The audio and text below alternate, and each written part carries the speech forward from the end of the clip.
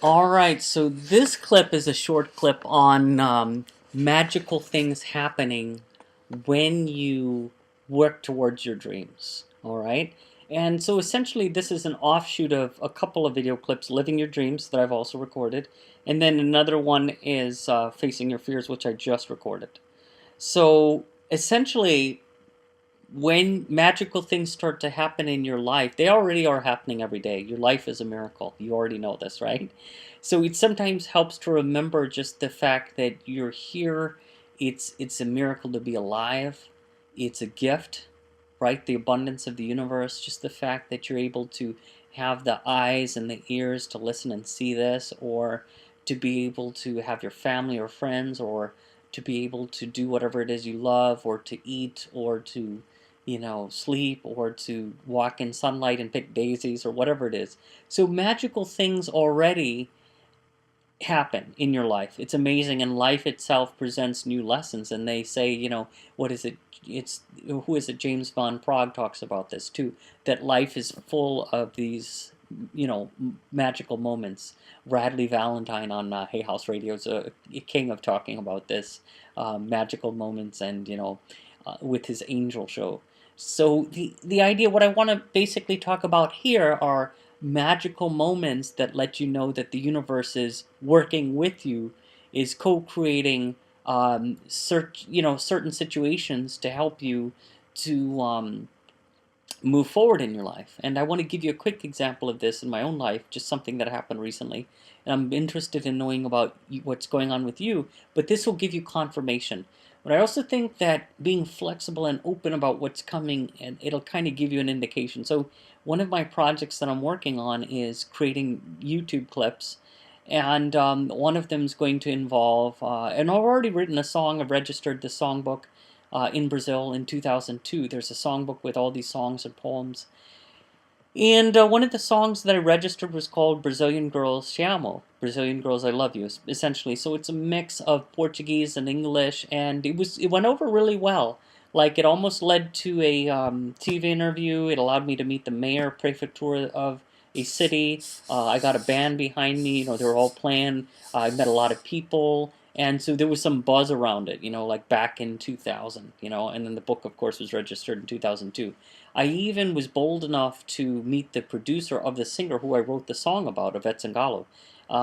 And I was, because see, back then, you got to understand, I was so crazy in terms of taking chances, and not even thinking that no was possible. Like, I didn't even know that no was not possible. The thing I didn't work to do at the time was to change and adapt my approach. So I didn't get onto the TV.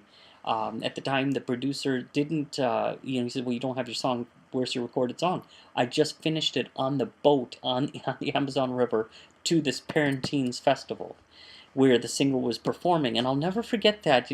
I was proud of myself for having finished it. I finished it on the boat, the last page, and I knew I had to have that song done. And the only way I could perform it was by performing it. I had a guitar with me, but I didn't have the means to record it right there in front of the producer. So this is an important thing. Now, sometimes things won't happen because you're not ready at that moment, or you miss out.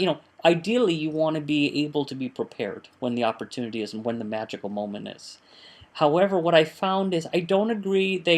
People say it's your one shot, and I know Eminem sings about this, who, by the way, I recorded for one of his producers named Chip. I did some piano tracks for 2 hours. Guy out of Northwest Indiana when I worked at Guitar Center. So this is just a little, my two, seconds of fame, but that doesn't mean anything. It's interesting because a couple songs the following year sounded similar to what was on Eminem's album, but that's a side note. Um, what the magical moments that can happen are situations that come into your life, and then I don't believe that, okay, something happens and that's over, and then you'll never have a chance again. Maybe the universe presented an opportunity for you to have that magical moment in that one way, but it doesn't mean it wouldn't happen again or can't happen again. So you really gotta keep this in mind, that there is a possibility of it happening, in the future. So, but in maybe a different form, it could be the same form, So you don't know how that can happen. So the new form this experience has taken with me is now I have more resources. Okay, I have more wisdom, and I want to share with you. So So if you're revisiting a dream, this is actually going to be called Magical Moments, but Revisited Dreams. So you'll see the title in reflecting this. Then what happens is you can understand that the magical moments are happening because you're allowing yourself to revisit the dream, or to even enact your, on a, to act and move forward on an existing dream. What I found is this is going to be amazing because so this just happened recently where I revisited this dream. It's been on the back burner, something I've wanted to do, and what I'm planning on doing is recording this onto iTunes, putting it on TuneCore, and then I've been talking to people that have been doing this, and now I'm meeting a couple of people. I've set up an appointment. I put an ad on Craigslist. You got to take action, and you got to keep moving forward. So my action plan, the better defined it is, it's great, but to also be open. Remember, Jerry and Esther Hicks talk about this too, that you don't want to be as specific. You want to allow the universe to be pretty flexible in bringing you the steps. And Jack Canfield and other people talk. But basically, they talk about this, but basically the idea of knowing that, okay, you have the intention, you're open to it, you're open to divine guidance, and you're allowing that co-creation process essentially to move forward. So after I really firmly said to myself, well, I'm going to create a music video, because I'm going to have the recordings of these songs. There's going to be at least 5 by the end of the year. Now I have 91. Okay, actually there are 92. So there are 92 songs that I need to finish and record, put on YouTube, and also have videos for. So this is going to be my project for the next couple of years. So what I'm doing is and this is really crazy how it's all working out. I knew that, okay, I want to have the audio recordings, and I want you to see this so you can kind of get a sense of how you might have a dream, and maybe you might be open to the magic or revisiting of it. So I put an ad on Craigslist, and I immediately got these responses, and then these 2 guys I'm going to meet at this event, that one of those guys is working at, and he's on board with the idea, okay? And he's also done video production. This is exactly, you need people with the expertise of what you have. So then all of a sudden, when he said yes, the other guy said yes, I've been getting these flashes about how I can set up a music video, because each of these 5 songs by the end of the year are going to have music videos. So whatever it costs, hopefully it's affordable, that'd be great. I'm going to put my energy, my resources, and time into. So what it is the idea is, so I'm deciding in this music video they're going to be Brazilian girls. The thing is, we're not in Brazil, are we? I'm in the United States.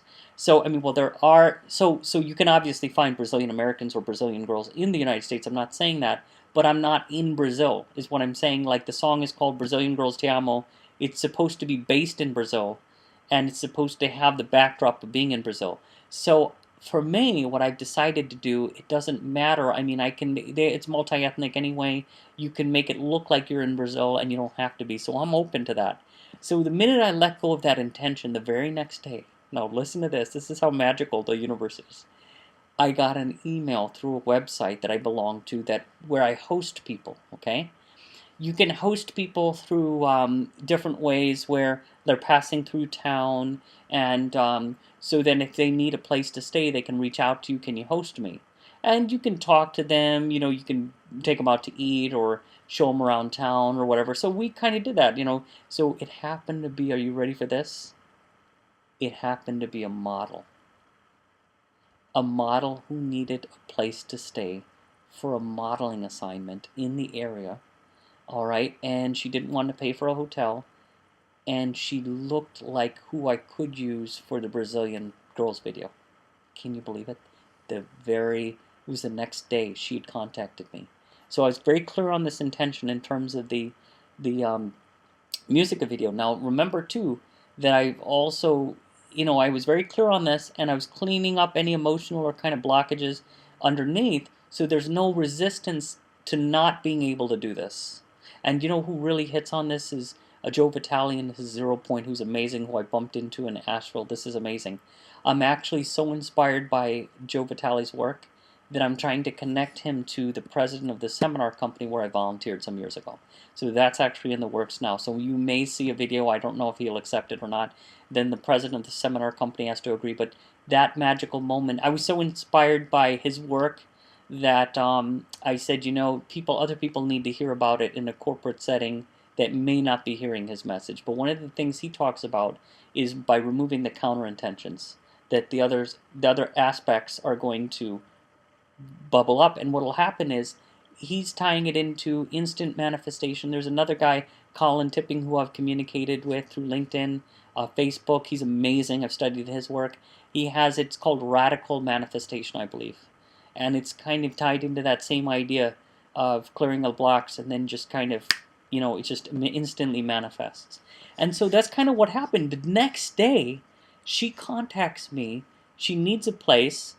She, not that there's a particular Brazilian look, but she has tan skin and long black hair. She's of Native American ancestry, and she told me that I didn't want to have like a creeper kind of approach to this, but I said, can I tell you about my intention? And she said, sure. What is it? Well, I'm going to make a video about this. And I'm going to have a video, and I need some girls that look like, I want to make it look like I'm in Brazil. And she says, well, I know some people who might be interested. So as the universe brings you those magical moments, the one thing I found is you got to be open to them, but I don't know if you have to squeeze that experience in saying that she's the one. You know what I mean? She's the one that the universe brought for me to be in exactly this role. I could try to convince her to be one of the primary, people in the video. And all the people in the video are going to be doing is I have like an idea for the setup, There's going to be an acoustic version of the song, then there's going to be a crazy kind of cool music video, and I'm coming up with a theme, and I actually have, I got literally like this storyboard kind of material. I got this foam backing, and I got these pages, so I'm literally going to draft out each music video. So in my mind, I'm rehearsing how the music video is going to go, and then I'm going to start bringing it to life. I'm going to hire a team, and then I'm going to create these videos, put them on YouTube, so they'll be on this channel, and then they're also going to be on iTunes and TuneCore, so they're going to be promoted all over the world, wherever TuneCore broadcasts, or wherever they appear. So I don't even think that it's not possible. Do you see what I'm saying? So the magical moments that I found have come into my life, and I'm sure they've come into your life, when you've gotten rid of doubt. And Wayne Dyer is a master of talking about having no doubt for your intentions to bubble up.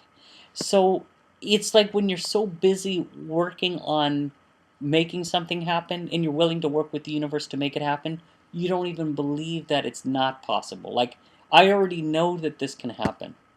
Is that making sense? So if you already know that you can do it, who says that it can't be happening? So when you take those steps, that you can see these actionable steps. Oh, okay, I can do this, then I can do this. Okay, I need help to get this done. But you can keep moving forward, and then you have the end result. So that's where the magic can also happen. Now, magic can happen in particular cases. Random events can happen, like somebody might be calling you, and you had predicted their call.